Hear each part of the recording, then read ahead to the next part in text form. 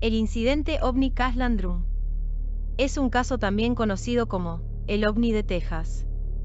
En el año de 1980, 2 mujeres y un niño fueron testigos de un hecho inexplicable, aterrador y que además dejó severas secuelas sobre la salud de los involucrados y además daños físicos en su automóvil.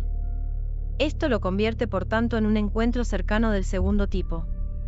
Es un caso tan impactante sobre el fenómeno que hasta existen pruebas en físico, testigos, testimonios y hasta llegó a los tribunales. Durante la noche del 29 de diciembre de 1980, Betty Cass, Vicky Landrum y Colby Landrum, el nieto de entonces 7 años de Vicky, estaban dirigiéndose de regreso a su hogar en la localidad tejana de Dayton en el Oldsmobile Cutlass de Betty Cass. Luego de haber ido a cenar fuera, eran cerca de las 9 de la noche, mientras se encontraban conduciendo sobre la carretera bordeada por una densa arboleda a ambos lados. Las testigos dijeron que observaron una luz sobre los árboles, creyeron que se trataba de la luz de un aeroplano que se estaba aproximando al aeropuerto intercontinental de Houston, situado a una distancia de unos 55 kilómetros, por lo que en ese momento no le dieron mucha importancia. A los pocos minutos sobre la carretera, los testigos vieron lo que consideraron como la misma luz que habían visto un rato antes, pero ahora estaba mucho más cercana y se veía muy brillante. La luz provenía de un gigantesco objeto con forma de diamante, el cual en ese momento estaba realizando un vuelo estacionario justo por encima de las copas de los árboles. El objeto en su parte inferior despedía abrasadoras llamas y un intenso calor. Betty por algún momento pensaba dar vuelta en U y huir de la escena, pero la carretera era muy angosta debido a que los acotamientos estaban en mal estado por las recientes lluvias. Vicky Landrum le dijo a Betty Cass que detuviese el automóvil. Vicky, al ser una ferviente cristiana, en un principio creyó que estaban ante una manifestación divina y le dijo a Betty y Colby, Jesús no nos dañara, mientras descendía del vehículo que se encontraba cerca del objeto completamente iluminado con la luz que éste emitía, pero muy pronto Vicky cambiaría de opinión. Betty también descendió del auto. Colby se quedó en su asiento del auto en la parte trasera, completamente aterrado. Betty subió al auto y Vicky se quedó observando el objeto como si estuviera hipnotizada. El objeto despedía llamaradas desde su parte inferior, creando un efecto de cono cada vez que el fuego salía despedido. Al salir nuevamente llamaradas, el objeto comenzó a elevarse. En este punto el calor ya era insoportable al grado que Betty tuvo que usar su abrigo para abrir la puerta del coche y no sufrir una grave quemadura. El objeto era muy brillante, casi cegador, de color plateado, tenía forma de diamante, de un tamaño similar a la torre de agua del pueblo de Dayton. Pequeñas luces rodeaban el centro del objeto que Betty y Colby empezaron a sentir como el calor los quemaba. Betty llamó a Vicky para que subiera al auto. Betty colocó su mano sobre el tablero del auto y este se deformó adoptando la forma de sus dedos debido a que había reblandecido por el calor. Esta evidencia pudo constatarse durante semanas. Los investigadores citaron dicha huella como prueba del relato de los testigos. Sin embargo, no existe ninguna fotografía de la misma. El objeto se elevó más alto en el cielo. Mientras ascendía, los testigos afirmaron que un grupo de helicópteros de doble rotor se aproximaron al objeto y lo rodearon en una formación cerrada. Al tener el camino despejado nuevamente, Betty continuó manejando.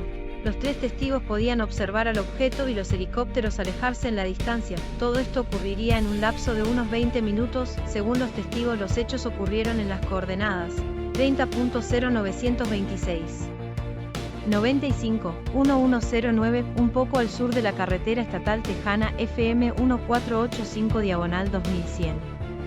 Un oficial de policía de Dayton, el detective Lamar Walker, y su esposa también fueron testigos de extraños avistamientos. Según su relato, ellos lograron contar hasta 2 helicópteros similares al Che-47 Chinook cerca del lugar del incidente Cash Landrum y al mismo tiempo en el que este sucedía. Luego de que el OVNI y los helicópteros hubieron abandonado la zona, Betty Cass llevó a los Landrum a su casa y se retiró a tratar de dormir. Aquella noche, todos experimentaron síntomas similares, aunque Betty Cass los tenía en un grado mucho mayor. Todos sufrían de náuseas, vómitos, diarrea, una debilidad generalizada, una sensación de quemazón en los ojos y como si hubiesen sufrido de quemaduras después de una exposición excesiva a la luz del sol. Con el pasar de los días, los síntomas de Betty Cass empeoraron, con muchas ampollas grandes y dolorosas formándose sobre su piel, brazos, torso, rostro y hasta en su cabeza. Betty Cass fue encontrada en un terrible estado. Colby la echaron de menos y se preocuparon por ella debido a los síntomas persistentes que padecían.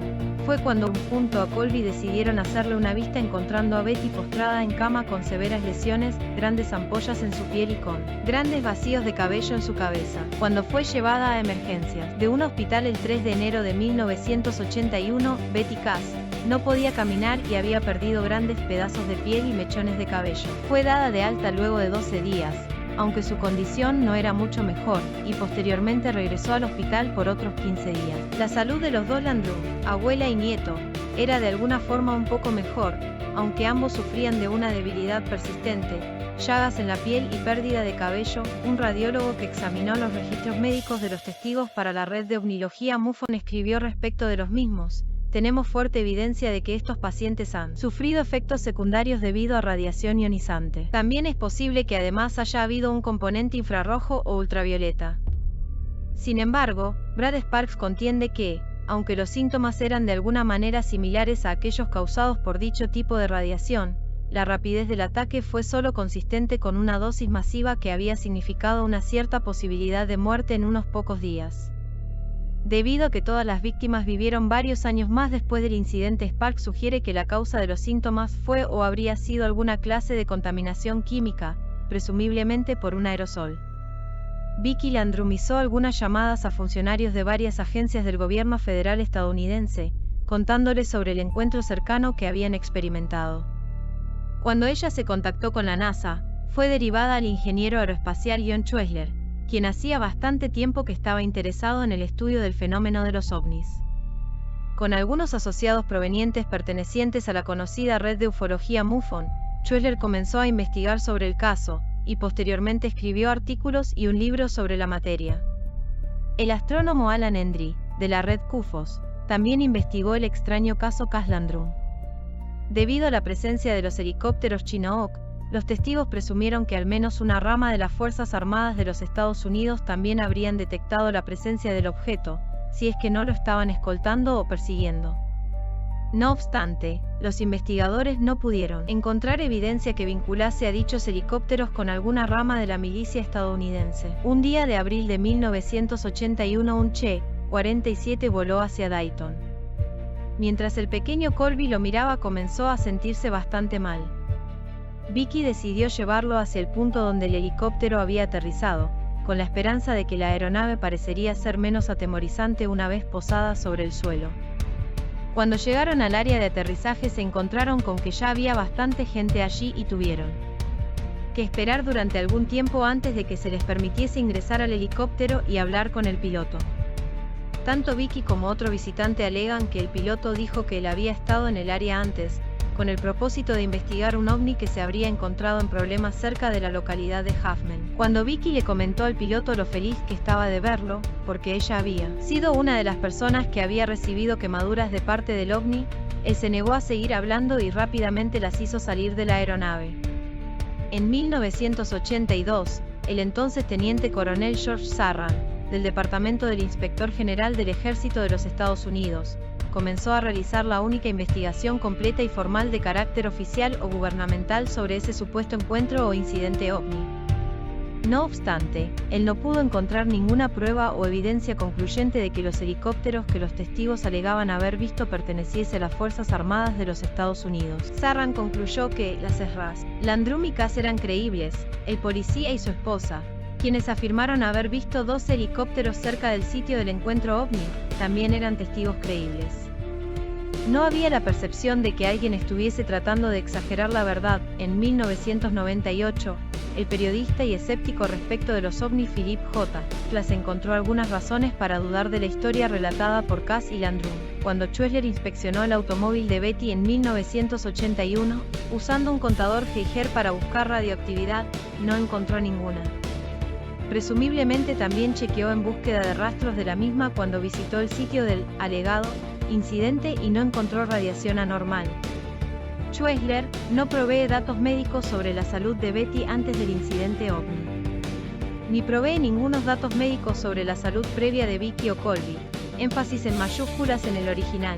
Sin embargo, otros ovnílogos destacan que la radiación ionizante de alta energía de la clase que puede causar daños a los seres humanos, por ejemplo, la radiación de rayos gamma, no induce radioactividad en los objetos, y no habría dejado ninguna radioactividad residual en el área.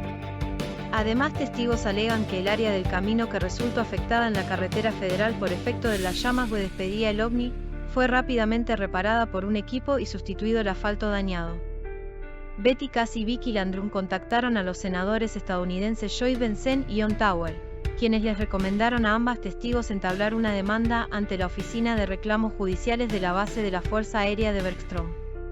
En agosto de 1981, Betty Cass, Vicky Landrum y Colby fueron entrevistados durante un tiempo relativamente largo por personal de que entonces trabajaba en la base de la Fuerza Aérea de Bergstrom, y allí les comentó que debían contratar a un abogado y buscar compensación económica por sus heridas con el abogado Peter Hearst. En el caso, él llegó hasta las cortes estadounidenses, y estuvo dando vuelta por ellas durante varios años. Betty Cass y Vicky Landrum demandaron formalmente al gobierno federal de los Estados Unidos de Norteamérica por $20 millones estadounidenses. El 21 de agosto de 1986, un juez de una corte de distrito desestimó el caso, alegando que no habían pruebas de que los helicópteros en cuestión estuviesen asociados al gobierno de los Estados Unidos y que oficiales militares habían testificado que las Fuerzas Armadas de los Estados Unidos no poseían aeronaves en forma de diamante dentro de su inventario. En años siguientes, Betty, Vicky y Colby eran invitados a programas de televisión donde relataban el incidente que vivieron, las secuelas y enfermedades crónicas que esto les dejó y las batallas legales derivadas también del incidente. El caso se prestó incluso en el famoso programa Misterio sin resolver. Dentro de la casuística ovni es uno de los más importantes por las secuelas que el incidente dejó en los testigos, además de que los testimonios son reales y comprobables. Si bien los testigos sobrevivieron años después del incidente, la salud les fue mermada de tal forma que padecían enfermedades crónicas a lo largo de sus vidas, y el joven Colby quedó en una posición en la que debía decidir muy a conciencia si debía tener o no familia, ya que su condición siempre fue delicada. La Fuerza Aérea siempre negó los hechos del incidente. Si el vídeo les gustó, suscríbanse a mi canal, activen la campanita, denle al like y compartan para llegar a más gente. Les deseo feliz noche, hasta pronto amigas y amigos. Nos vemos en un próximo vídeo.